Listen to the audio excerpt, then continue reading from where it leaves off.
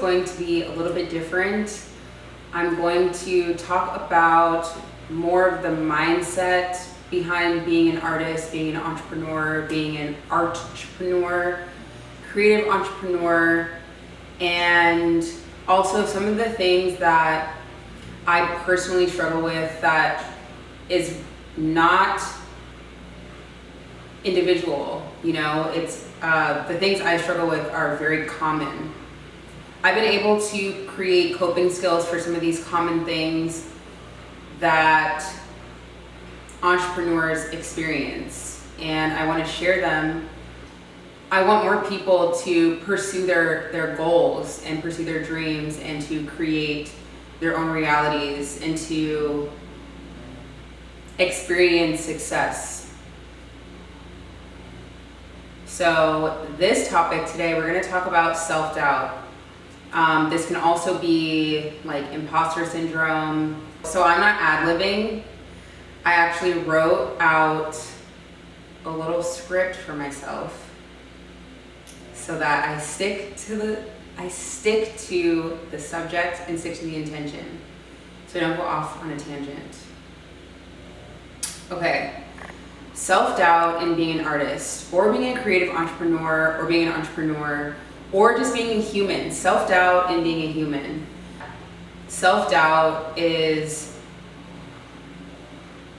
not a sign that there's something wrong with you or that you're broken. I used to think that when I was doubting myself, it meant that what I was doing wasn't for me, or when I was doubting myself, it meant that I needed to stop doing what I was doing. But really, whenever you're doing something new, self-doubt comes in. You know, it's not really a signal of what's happening. It's more of it's not necessarily a signal of what's happening outside of yourself. It's more of a signal of what's going on within. With knowing that, I then needed to contend with my own feelings around humiliation and, you know, failure, especially as an artist, especially as an entrepreneur, is inevitable. When I'm having self-doubt, or when I'm experiencing self-doubt, and sometimes it can be crippling, like sometimes I can be totally paralyzed and completely abandon a plan, completely abandon a project because I'm so paralyzed with self-doubt. It's usually the shadow side of me, it's usually my pride that's like, no, if you do this, like you might suffer humiliation and it's gonna ruin the way that we think about ourselves. The only way that I've found to be helpful with coping with self-doubt is to do parts work, essentially. And parts work is when you are consistently experiencing something that you think is not a part of you, but it really is a part of you. And you essentially separate whatever is going on, and you sort of talk to that part of yourself as like a separate entity from the consciousness that you're aware of. I started separating my self-doubt from my identity, and I started asking my self-doubt, like, what the is going on? Why are you here again? You know, almost like that, like a pesky fly when you have, you know, super ripe bananas and you're like, oh my God, go away. The best part about doing this is that the self-doubt is still a part of me, right? It's still a part of you.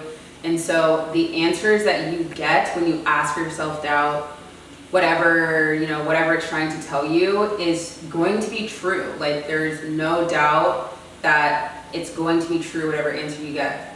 So when I asked my self-doubt, like, why are you here? You know, you're kind of getting in the way, you're kind of stressing me out. My self-doubt said, I want to protect you from humiliation, to be specific.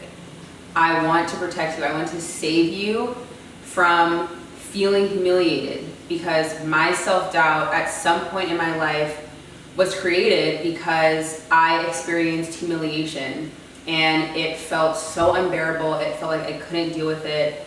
And so I created self-doubt so that I wouldn't need to experience humiliation again. Like, I would never cross a threshold to where I actually could be humiliated, because I would doubt myself. Since getting these insights and since learning this about myself and the purpose of my self-doubt, I'm now able to corral my self-doubt and tell my self-doubt, like, look, that situation, or, it's not happening right now. And, there's really no way to get rid of self-doubt. It's something that I created and you created when, we probably weren't even conscious of what we were doing. And so now it's just a part of us. It's a part of our makeup. Then, I've stopped shunning it. I've stopped feeling ashamed about having self-doubt. I stopped feeling ashamed about doubting my own abilities, because all my self-doubt and all of those thoughts are doing is trying to stop me from being humiliated, which coincidentally, my self-doubt only comes up when I am pursuing a plan, when I'm pursuing a goal, when I'm, wanting to achieve something. It doesn't really come up when I don't want to achieve something. It doesn't come up when I'm not leveling up. It doesn't come up when I'm comfortable in doing the same thing over and over and over again. If you're experiencing self-doubt, then I encourage you to ask your self-doubt, separate it, journal. What helped me was, talking to a camera. Like, I didn't post the video, but I talked to a camera, asked my self-doubt. You can journal about it. You can talk to somebody else about your self-doubt. If you know people who can channel energy, you can ask someone to channel your self-doubt and speak to you as your self-doubt, and really get in touch with that part of yourself. Really get in touch with the part of yourself that doubts your ability, that doubts your creativity, and that just doubts you. If we continue to push this part of us aside, and if we continue to feel ashamed about it, and if we continue to not own our self-doubt, then it's going to take over. It's going to stop us from accomplishing our goals, achieving our dreams. It's going to stop us from progressing. And the more people who progress and the more people who succeed, the more people progress and the more people succeed. When you're feeling self-doubt and when you are questioning whether what you're doing is for you, or if the plan that you're on, is not suitable, then, take a pause, take a break, and, talk back to it and say, like, I know you're here to protect me. I know you want to save me from humiliation. I know you want to save me from, people backstabbing me. I know you want to save me from failure and all of these things that humans are really, really terrified of, and that we catastrophize and we, ruminate over. Just, remind yourself that you have the power, and your self-doubt is really just trying to protect you. It's just trying to save you from something that you may have not been able to deal with at some point. And so now, though, you're able to deal with it, and now you can, kind of like calm your self-doubt, calm the part of you that doubts yourself. Take a break, take a bath, eat something really nice, go for a walk in nature, spend time with your self-doubt. Tell your self-doubt, like, look,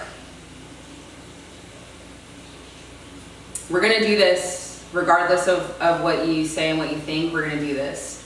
And the best part about this, well, the second best part about, getting comfortable with your own self-doubt is that when other people doubt you, you already have a subconscious built-in defense mechanism to not take that self-doubt or not take their doubt of you to heart, because you've already contended with your own self-doubt and you already can have compassion for that part of you. Because typically when someone else is doubting you, it's because of their own, their own self-doubt, and they're just projecting it onto you.